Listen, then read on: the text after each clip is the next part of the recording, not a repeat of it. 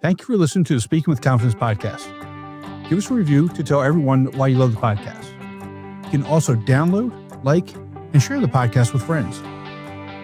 Be sure to visit formingforpublicspeaking.com and sign up for Forming for Public Speaking course. It's a step-by-step system to help you become the confident and powerful speaker you've always wanted to be.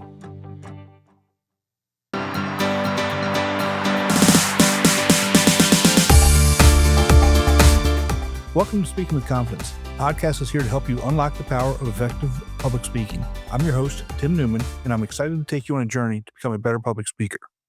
Today, we have a special guest who's on a mission to help people cut through the noise and find what really works in the world of self-improvement, mindset, and personal growth. Aaron Parry is passionate about helping others navigate the challenges of life, staying resilient through setbacks, and fostering a community built on genuine success. With a focus on real-world results and belief that anyone can achieve personal and financial freedom, Aaron is here to share his journey, insights, and practical strategies to help you elevate your mindset and take control of your future. Aaron, thanks so much for taking some time today, and welcome to the show. Thanks for having me on, Tim. It's a real pleasure to be here. You know, you and I talked, and we've got a lot of things in common. And one of the first things I told you was what really attracted me to you when I saw your profile was the name of your podcast, and that's what? They Not Like Us. They Not Like Us. I love that. It's catchy, and I really like what you're doing with that. But before we actually talk about your podcast, why don't you go back and kind of tell us about your journey and how you've evolved and learned how to deal with some setbacks and some personal struggles that you've had. Oh man, I'll go through my upbringing and stuff first. So I had a pretty good upbringing. I was very fortunate. I had hardworking parents. In my teenage years, my father worked away a lot. So he wasn't really around. Didn't really have a father figure because he was away constantly. But for the benefit of the family, really sacrificing to earn money and do that. But I struggled through my teenage years with not having a kind of a male role model, really. I got to 18, left school. I did okay in school, but average, got some qualifications. I went to live in Portugal for 18 months to kind of experience life outside of the South Wales valleys where I grew up. Spent 18 months out there, did a bit of working in a bar, working in a restaurant, a bit of a club rep, kids club rep. So kind of really pushing myself out of my comfort zone and having to socialize with people, put myself out there in front of people in all these different ways as a young lad. So that really helped me bring me forward. I came back to the UK after 18 months there, and I spent probably... when did I get back? I got back 2005. So I spent 4 years just job hopping, really, tried everything, jobs, and nothing was doing it for me. Didn't enjoy anything. Everything was just not capturing my attention. I just wasn't interested enough in anything, wasn't passionate enough. So I was just wasting my time, going out drinking, doing all the usual young lad stuff. Until 2009 when I joined the Royal Air Force, and that really opened up some doors for me.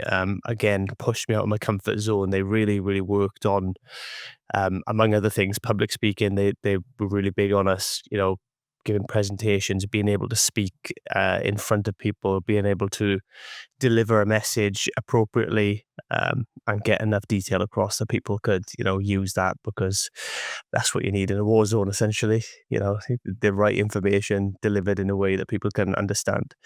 So I did that for 10 years, had my daughter. So because I had my daughter, or she was on the way, I left because I didn't want to be a weekend dad, be away all the time and be overseas all the time. So I left and became a frontline police officer. So again, more dealing with people, more having to, get your message across, try to deal with, some difficult situations, some difficult people. And I worked my way up in that job to be in managing people. So it's been a mixed mixed journey of what I've done. I've done a bit of everything, and I've often pushed myself out of my comfort zone. But throughout that journey in the background, which I have not mentioned yet, is I've always wanted more. I've always wanted to achieve something more. So I've always been trying to start businesses on the side. I've tried, you name it, a lot of digital marketing stuff, a lot of the stuff that you can do, whilst you're Hmm. working to try and create, a successful job for myself, or a successful business, I should say. But I've always ended up falling flat on my face. I've gone into it with business partners who have screwed me over, financially, leaving me hang out to dry, which was quite a difficult experience to deal with. I've had, a lot of the stuff just was copying other people, which wasn't good. It wasn't original. It wasn't what I wanted Hmm. to do. I was just copying somebody because somebody else had had success doing something.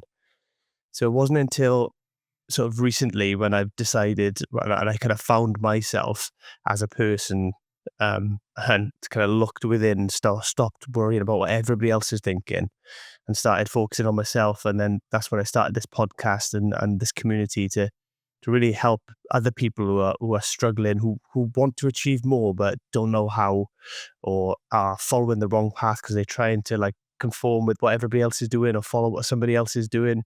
And ultimately, I've been there. It's not right for you. Don't copy, and it doesn't get you anywhere. Yeah, and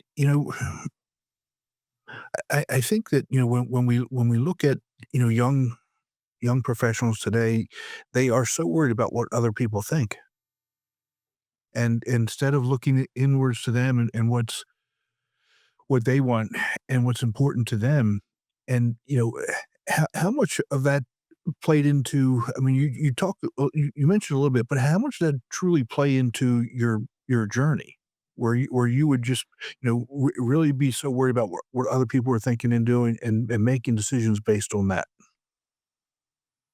Oh, it's been a massive, massive part of it. I think, a lot of my life, and the job hopping and everything else, and a lot of it is because it's drilled into you from a young age. Or you get a good job, you get a mortgage, you get a family, you settle down, you work till you're, you know, well, at this rate, it's going to be sort of 80, I imagine, before you can retire, and then retire, and then you enjoy the last couple of years of your life. And I don't, but it's never sat right with me, that kind of feeling.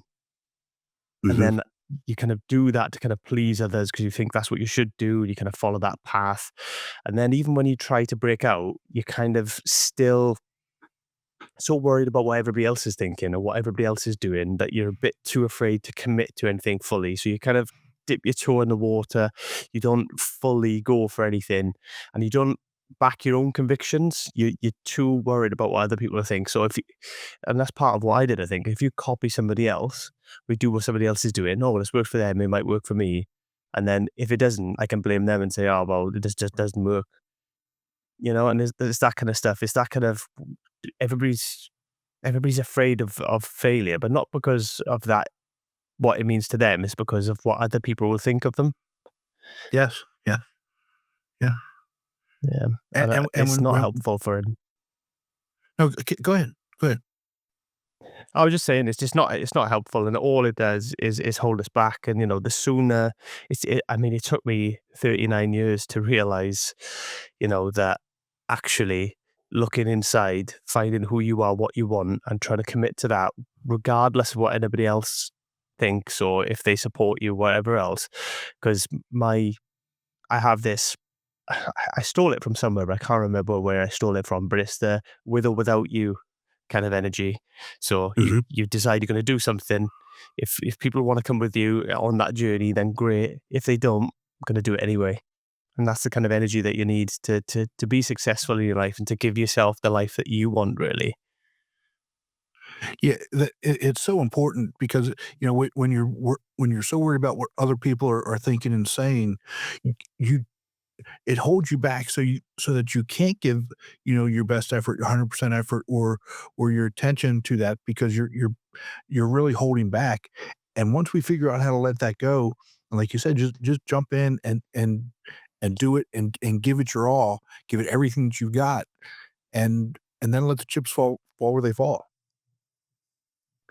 Yeah, and you know what? I've had some whopping failures. I've lost a lot of money. I've, been embarrassed, and you know what? It all just works out in the end anyway. It goes away. That stuff goes away. It doesn't last forever. Even if you do have these failures, if you do have these issues, and n- most of it is the attitude that you approach it with, and the attitude that you continue with after if it does fail. Right. So talk a little bit about that. The attitude that you um, continue with when you fail, because again, I don't know anybody who's successful that hasn't failed somewhere along the line, right? I mean, because it it's it's not you're going to just go out there and be great. I mean, everybody's going to fail. I mean, look at some of the biggest companies in the world. Um, Amazon, which I mean, you can get anything you want on Amazon in 24 hours now. But when Amazon first started, they were bleeding money for years, millions of dollars a year. I mean, in the red. And everybody kept saying, well, it's not going to make it. It's not going to make it. It's not going to make it. And I would consider losing millions of dollars a year failing, but Jeff Bezos stuck with it. I mean, and look at what we have now. Yeah, it's some sort of monster now, isn't it? Yes. Yeah. Ultimately, failure is necessary. I think if you don't fail, you'll even if you're succeeding in the short term, you'll fail in the long run because you need to be able to accept them failures as well. So you're gonna fail, and then it's how you react and adjust to those failures. Because, if you're starting a business and something's not working, you need to be able to adjust. You need to be able to, you know, change your direction potentially, not completely maybe, but or maybe you do need to do it completely, depending on Mhm. the situation. It's all bespoke to the situation. However, you need to be able to take on the feedback from the market because ultimately, if you're going to start a business, the market will decide if you're successful or not. So, you have to follow where the market takes you, and you can't really sit there and just go, I'm just going to do this way regardless. You have to either bend to the market, find the market that will be willing to purchase from you, or you're not going to make any money from it. Exactly. To me that's that's business 101. Producing and selling goods and services that people want or need. If you're producing goods and services that they don't want or need, you're not going to be in business long. And again, that goes back to you know when we talk about public speaking, the number one thing that we have to remember, it's our audience. Our audience has to come first, and it's no different selling goods and services. If you're not producing goods and services that they want or need, they're not going to buy it. It's that simple. Yeah, absolutely. And with public speaking, it's the same thing. If people are, you can't get people interested. So that people are not always going to remember everything that you say, but they'll remember how you make them feel. So it's really important. When we're out there, but we're trying to make them feel a specific way. Because if you can evoke emotion in somebody when you're talking to them, that they'll be hooked, and that they'll remember you fondly, even if they don't necessarily take all of the message in, and they'll probably come back to you again, or they'll probably listen to you again. Absolutely, absolutely. One of the first things you talked about was stepping outside your comfort zone. When you moved, and I think this is probably a cultural thing. In Europe, it's so easy to just pick up and move, to another country. Uh, and here in the States, it's you generally don't. We're not moved to another country where we may move to another state. Most people don't really even do that. They may move a little bit, maybe an hour or two away. Um, Very few people will pick up and move hundreds of miles away to another state. Um, so talk about that experience for you, stepping outside your comfort zone, and how that has kind of helped you, throughout your career. Oh, it's been massive, and you're definitely right. It's the same. It's actually the same in the UK, where a lot of my friends I grew up with, I think it's only me and one other friend that's actually moved away or gone anywhere, done anything remotely similar to this. So a lot of people just stay in that little comfort zone, in that little bubble where they grow up and they work in the same area, they live in the same area, they're the same friends, same family, and they never, expand their horizons. Um, and don't get me wrong, when I did step outside my comfort zone, when I went to live in Portugal, I was actually 17 when I left. So I was still a young lad, gone away from, lived with my parents or up until that time, good to live away. It was scary. There was fear there. But I did it anyway because what I wanted was bigger than the fear. And, I think that's the thing is the fear is always there. You've got to just be willing to step and do it regardless, because you got to look at the bigger picture. You got to take a step back and think, what's this going to bring me? So I did that. I'm glad I did it when I did do it, because that's then it kind of set that tone. So that I've been willing to do that throughout my life. I've been willing to Right. to put myself in situations where actually I'm not comfortable. Even public speaking, I struggle at the start, not being comfortable.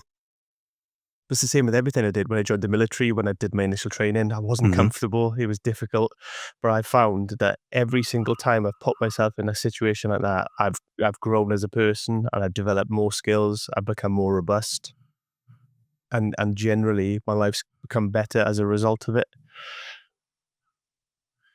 That that's so important that I hope our audience really leans into and listens to. The more you step outside your comfort zone, the more you get comfortable being uncomfortable, the better off you're going to be. The more you're going to learn, the stronger you're going to be, and the benefits are going to be not only exponential, but like you said, they're going to last so much longer. Um, you went away at 17. I graduated high school and I joined the military. I mean, that's what I did. And, you know, I had the summer off and, went into base training in the fall. And as an 18-year-old, you think you know everything in the world until you get on the bus and you get off the bus and you've got these these these grown men yelling at you. And now all of a sudden you have to go from a kid to a grown man, and it means something. So again, stepping outside that comfort zone, what that's done for me is I wouldn't be where I am now had I not done that. It's kind of those same things. I'm kind of in the same boat as you. I've got a lot of friends from high school, still live in the same area.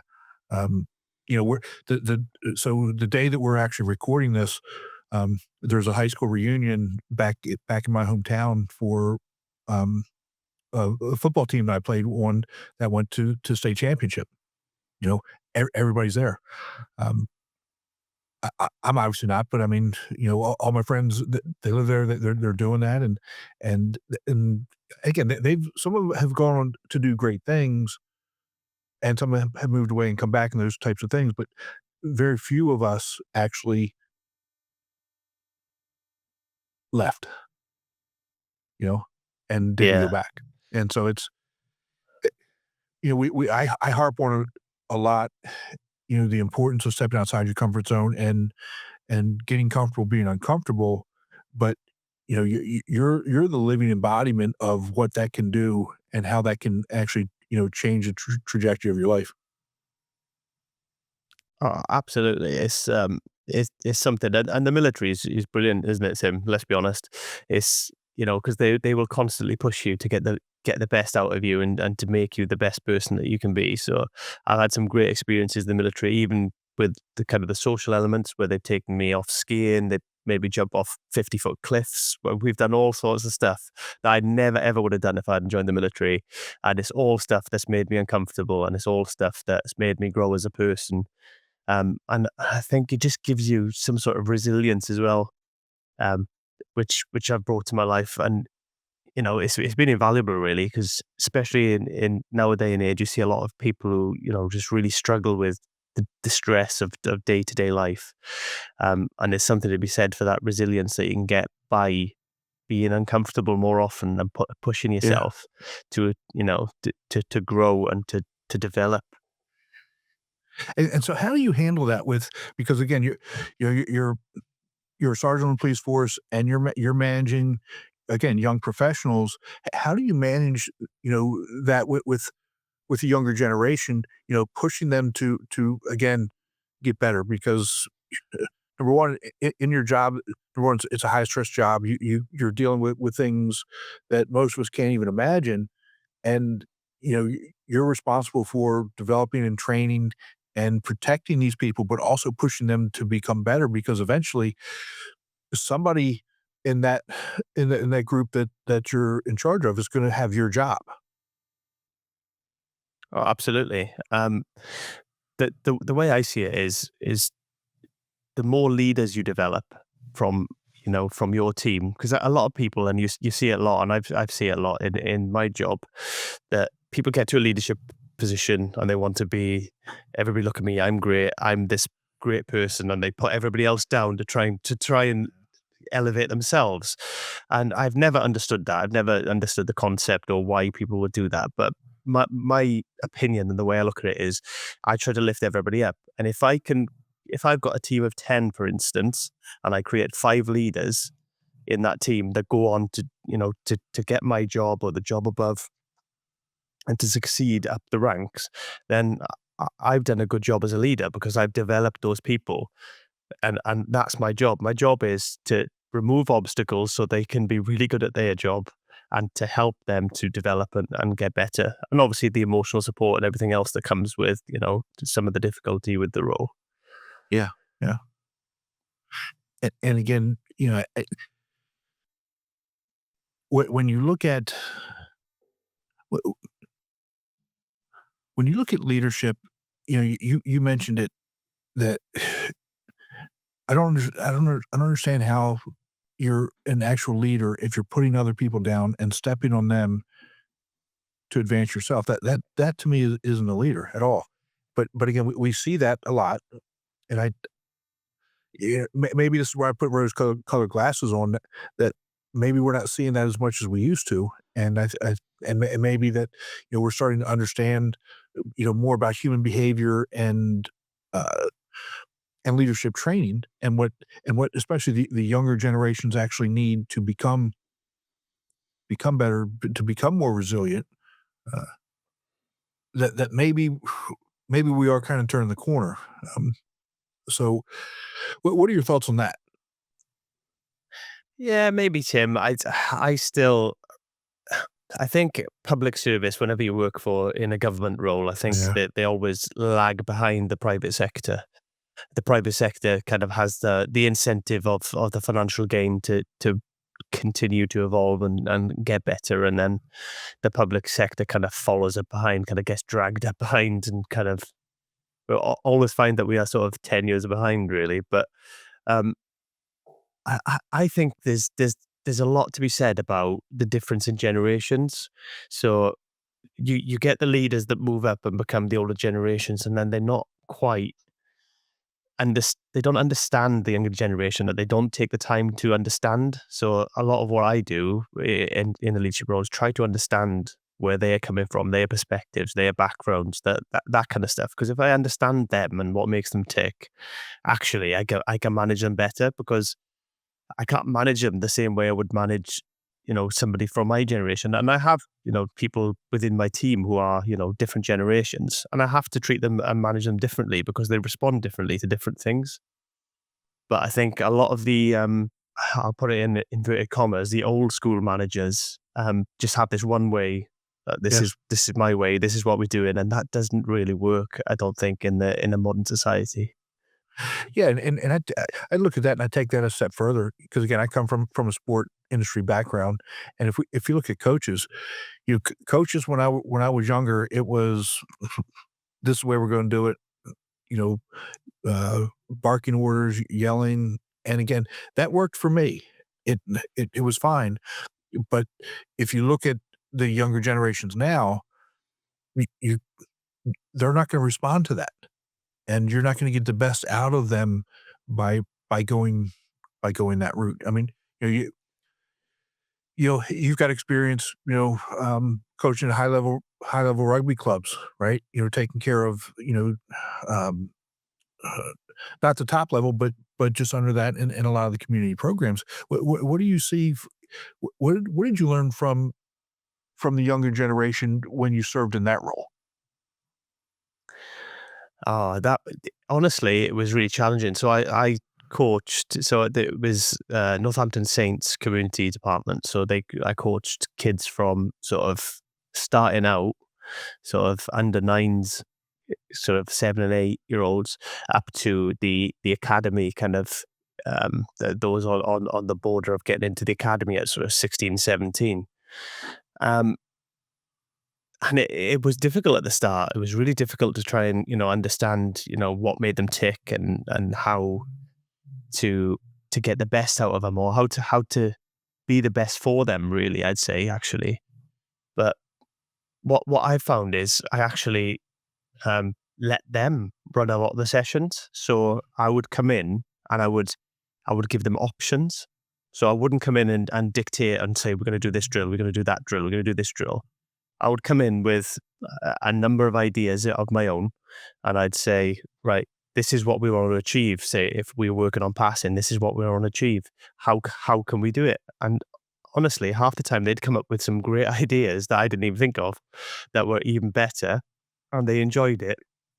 And I'd always make it sort of game related. So it's because, the younger generations, they love, but I think we all do, actually. I say the younger generation, we all like, it to be a game, to be a bit of fun while we learn, rather than just, I always used to hate just doing drills, just boring drills. There's a place for it, don't get me wrong, but I used to hate doing it over and over again. So I always kind of leaned on them to try and find out what they enjoyed. So I try and find out, if they liked a particular computer game and stuff like that. If they, always like common between them all. If it's Minecraft or something like that, we try and build a rugby game around that concept, that idea. And they used to really buy into stuff like that. So that is kind of that digging deeper and finding out what their interests are, what makes them tick, what brings them joy, what upsets them.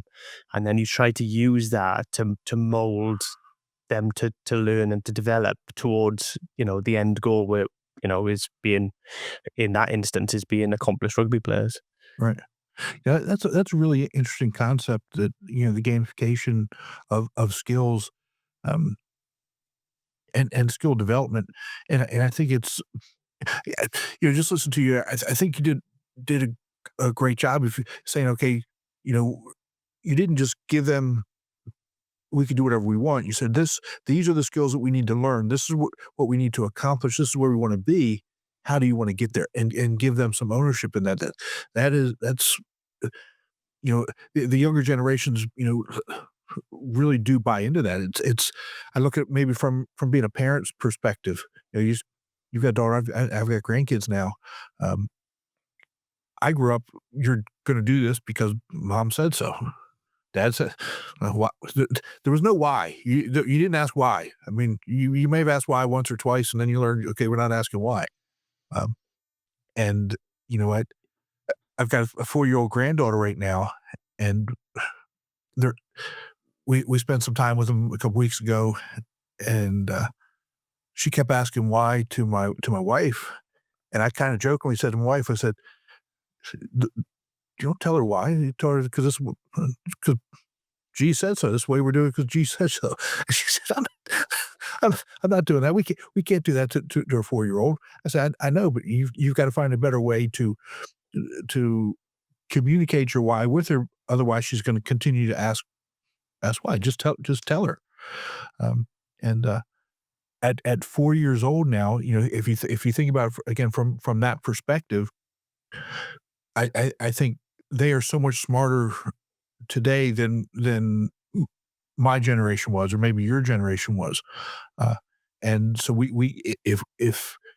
if we don't start to evolve and start to figure out how to connect with them, then we're it's not them that's going to be in trouble. It's going to be us that's going to be in trouble, because we're not going to have anybody to to fill in and do the things that need to get done to grow into leadership positions and produce the goods and services that we need as a society to evolve and grow. Absolutely, Tim. And we're terrible for it because I do it as well. Well, when I was a kid, I say that it's the same thing as it's the same thing, isn't it? When in work and they go, "Why are you doing something that way?" Because we've always done it that way. It's such a terrible way to look at things, and Mhm. it just halts progress and evolution. And what we should be doing is looking, to the younger generations to learn from them really, and see how we can adapt and get better and improve ourselves. Like I said, that's part of what I try to do with the coaching because I just think it's really important to get in, and I also think that it's not just kids; it's all of us. I think if we have something, an idea that we're invested in, something we've been a part of creating, something that you know we feel more a part of it than somebody just telling us you have to do this. Why? Because I said you have to do it. If we're a part of it and we're part of this and we know we got a creative license to kind of change it if it's not going right, because that's another thing we would do if the session wasn't going great, we'd have them in and we'll review it. And we'll review it as a group and go, what's going good? What's going bad? How can we Exactly. change it? How can we make it better? And we would do that. And I think you get so much more buy-in from the kids doing that and the people doing Absolutely.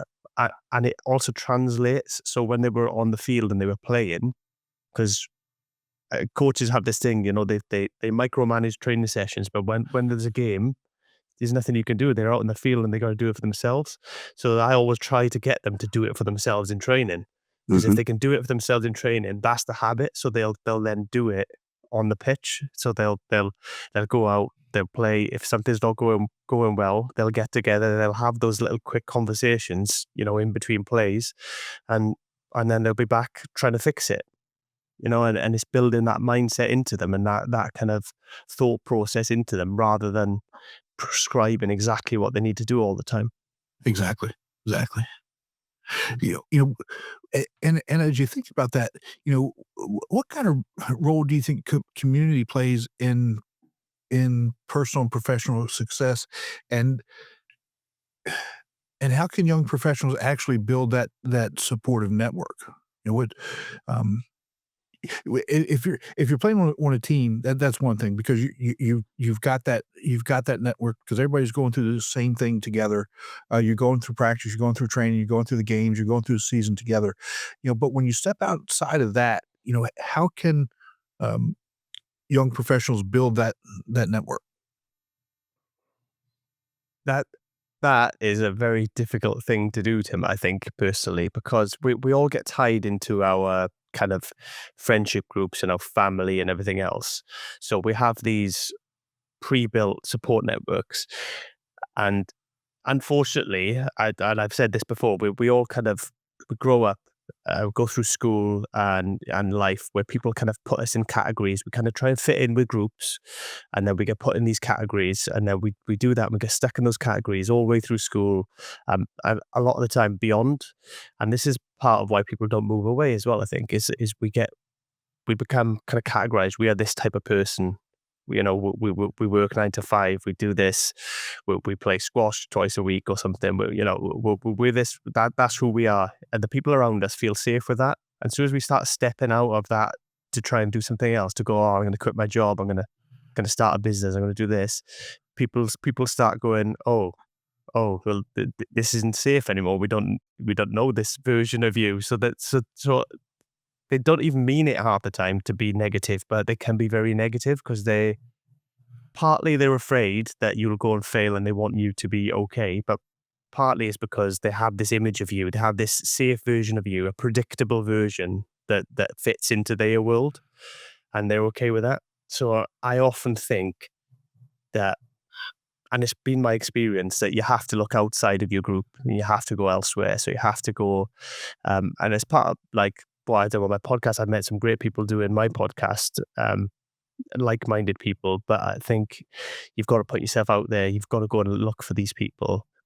Um, and it's a minefield out there because you get caught in a lot of these scams and like people say, oh yeah, you pay me this amount of money and I'll guarantee you this, that, yeah, that is, there's so many scams out there, and marketing especially is a minefield. So it's difficult it's difficult to navigate at the start.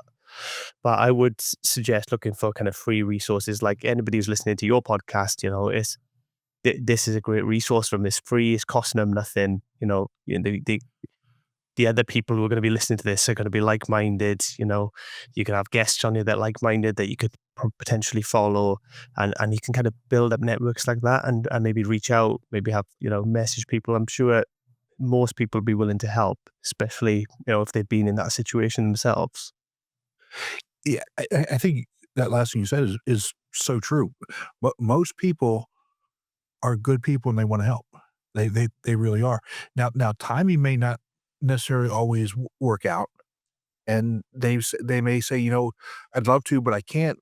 But more than likely, if they say that, they're going to refer you to somebody else who can. Somebody who they know, or maybe has an expertise in a certain area or niche that you're looking at. Um, and to me,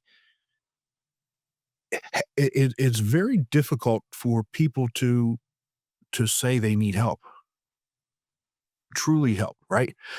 Okay, you may go into a grocery store and you're asking, where are the peas? Okay, that's not what we're talking about. We're talking about, the life changing help, or things that actually have deep meaning that you need help with. We don't ask for it. Why is that? Oh, that is a really difficult one, and I think it's the vulnerability. I think it's vulnerable to say, "I I'm at this point in my life, I'm not happy," because we all wanna present this, and I've done it for years, present this mask where, "Oh, everything's great, life is brilliant," and et cetera, to the outside world. But internally, you're just not happy, and you want something else. Your life's not going the way you want it to go. You bought cars with loans, which is basically money you don't have that you're stealing from your future self, and all that kind of stuff, just to make it look like you're doing well. And it's just all that nonsense that, you need to start by being vulnerable. If you're willing to be vulnerable with other people, you will ask for help when you need it, and you will reach out to people, and you will say, you know, if you're at a specific part of your life and you want to get to somewhere else, and you might not know how to get there, um, but if somebody else has walked that road, they've gone down that path already, then they could help you. It's being vulnerable enough to say first and foremost that I'm not where I want to be. This is where I'm at. I want to get to this place. How do I get there? And but I think it's a vulnerability thing. I think people are afraid to be vulnerable because they're afraid that people will take advantage of them, people will hurt them.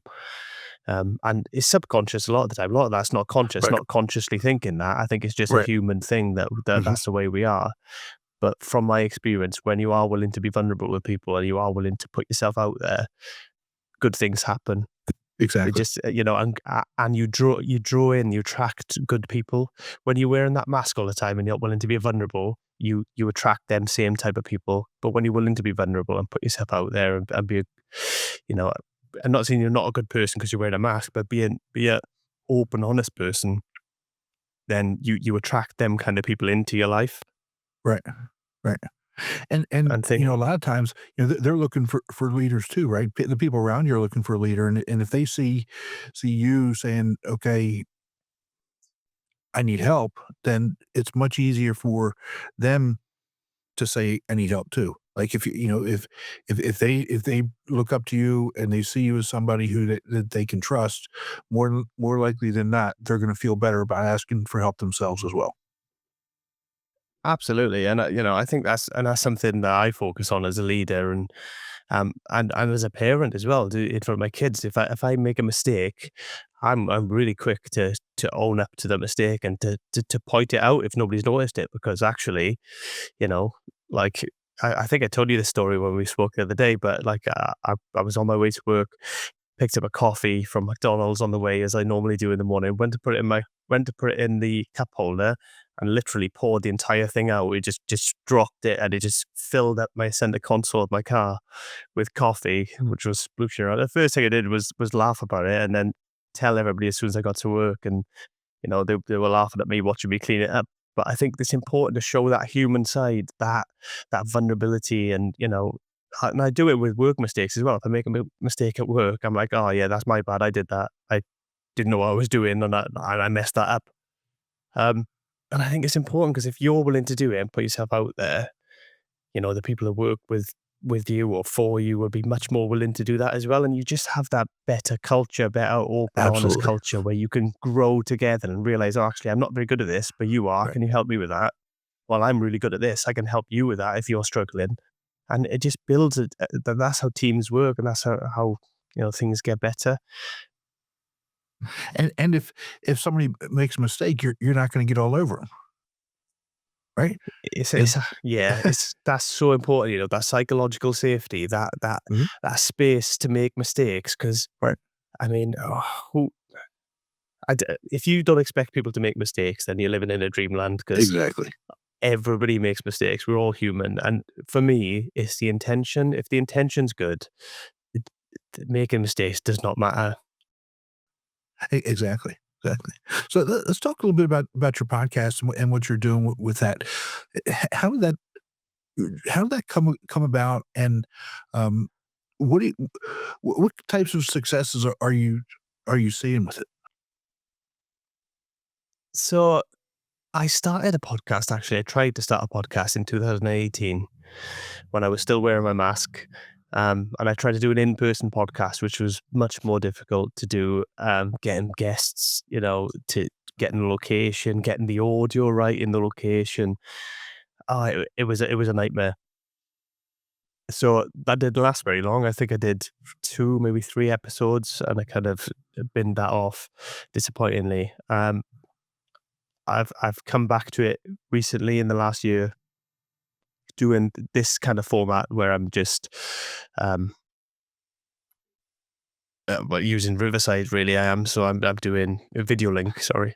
Um, and that way I can get more guests. I can get more people from all around the world with different experiences and different cultures and, different backgrounds, which is really eye-opening and really good. And I've managed to get some really inspiring guests. Um, and as much as it's for everybody else, it's also for me. I'm learning a lot from it, from speaking to great people and, speaking to people like yourself. I'm gonna have you on the show, Tim, aren't I? Yes. Yeah. So, Soon. yeah. So speaking to people with all this great life experience and great things, it's really helped me, and it helps me kind of process things, helps me think about things. Because I think a lot of the time we keep so much in, especially, I don't want to be too general, but especially as men, we're terrible for kind of keeping our emotions, our feelings, our thoughts in and not talking as much. And these kind of deeper conversations really kind of force you to think and force you to, explore yourself a little bit and, share a bit more. And I do find every kind of podcast, I tend to open up a little bit more. I share a little bit more, and Mhm. it's just a bit more and more freeing every time. And I just hope that example that is I set by being open, being free, by my guests being open and free and sharing some of them sharing some really difficult, difficult dark moments that they've been through. I hope that will inspire and help other people to have that vulnerability and to come forward and to start, approaching the world in that way. Yeah. And I know that it does. As I've gotten deeper into doing podcasts and um we talked about I do a different one that's very different than this. It's still interview based, but it's very very different than this. I don't know how doing something like this and having the guests on that we have on.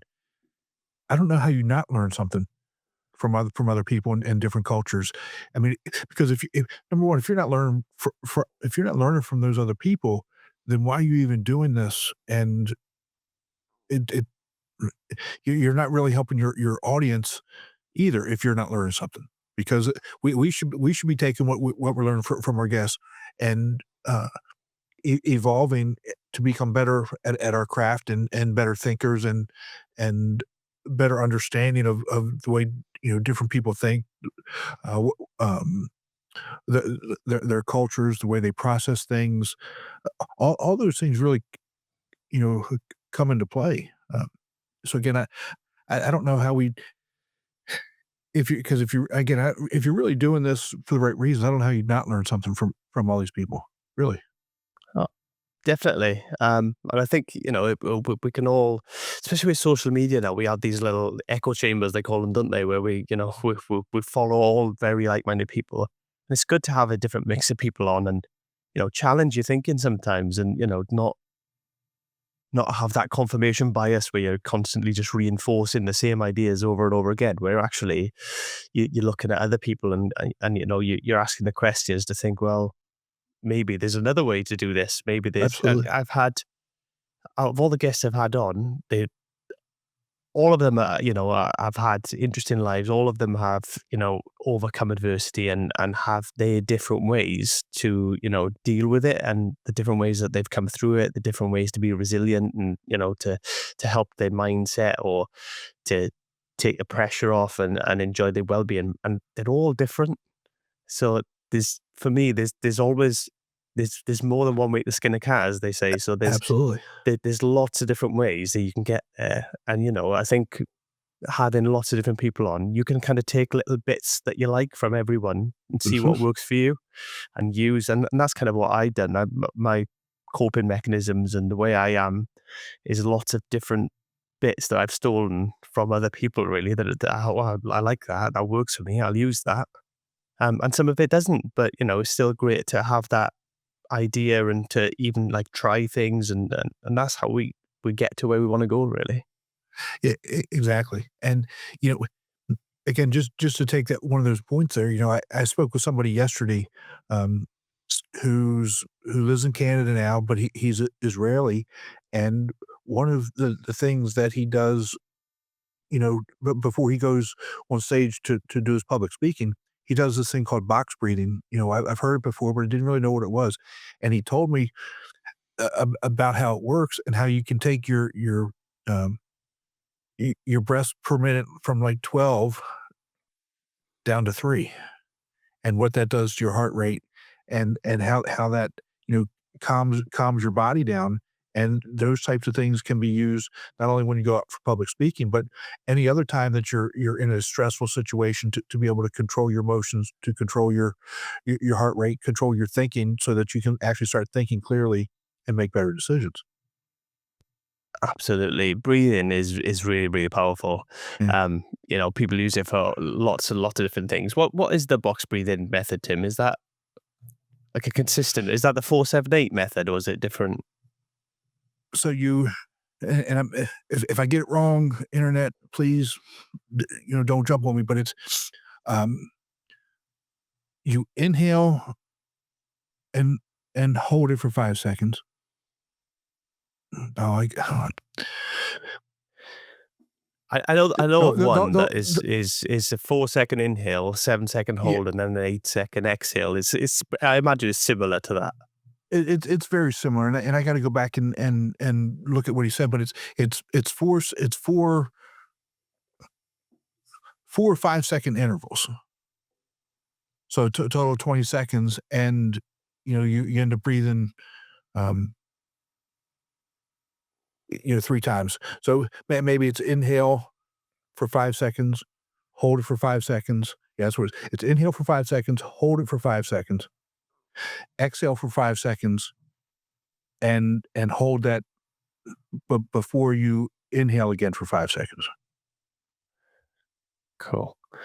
Yeah, the So, the breathing stuff is so powerful, and so for some reason, your breathing just kind of brings calm to your mind when you control your breathing, you focus on your breathing. Because when you are focused on your breathing as well, you're not focusing on anything else.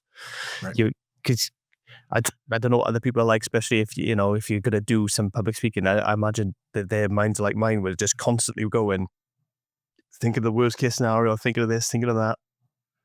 And you just need to bring some quiet to that mind, really, and bring some calm to it, especially before any sort of public speaking and before any sport stuff. I always used to do visualization, so I'd take some time, I'd focus on my breathing, and I'd focus on what I'm going to do, how it's going to go, and just think of the positive stuff all the time, so that when I get up there, I'm in that kind of positive mind frame, that kind of good place, really.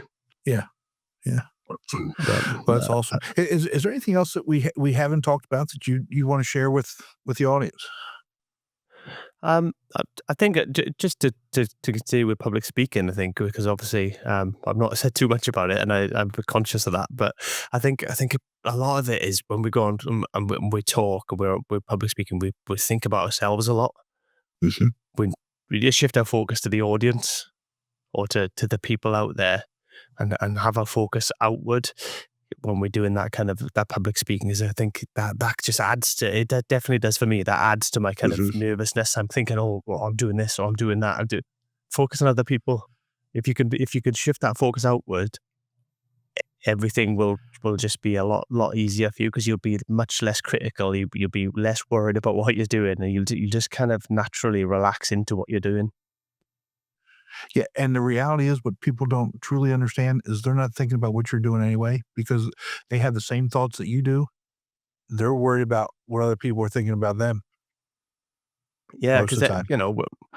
uh, everybody is the main character in their own life, so everybody's more worried about themselves than everybody else. And I think when we realize that, and we look out and can appreciate that actually they're more concerned with themselves, and that's where it comes down to how you make people feel as well when you're talking. If you can make them feel good about themselves, then actually they'll have really good positive memories, and they'll probably take in a little bit more of what you're saying as well.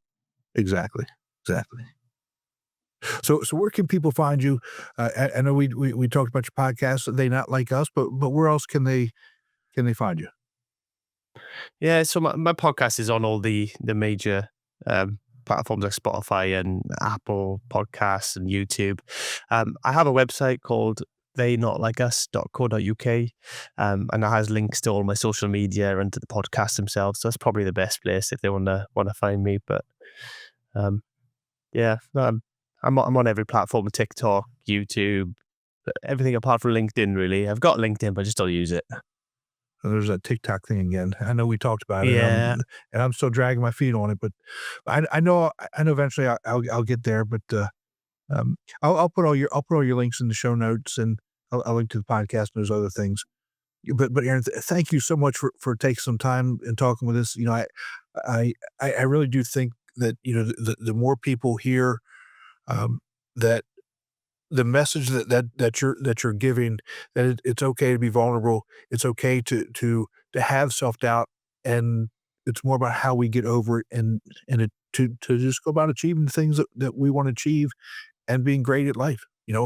I look at it like this, you know, it came from a show. I don't know if you all had it over in the UK, How I Met My Mother, where Barney would say, whatever. I stop that and I get back to being awesome, right?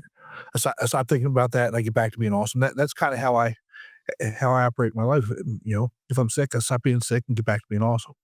And if yeah. people can just kind of have that mindset and and and and move forward, I think they'll be so much better off. Absolutely. This is a very different mindset in the UK to the States as well. We're very pessimistic and negative over here. So it takes a bit more work. But I think, the fear is always there that, Yeah, whatever you're doing, the fear is always there. The anxiety is always there. It's what we do in spite of that matters. exactly. All right, my friend, you take care of yourself, and I'll talk to you soon. And by the way, you got to send me a link so we can get this thing scheduled, and I can be on your podcast. They not like us. Will do. Absolutely. Tim, it's been an absolute pleasure. Thank you so much for having me on the show. All right, bud, take care. Thanks. Take care. So be sure to visit speakingwithconfidencepodcast.com to join our growing community and register for the Forming for Public Speaking course. Always remember, your voice has the power to change the world. Take care, and we'll talk to you soon.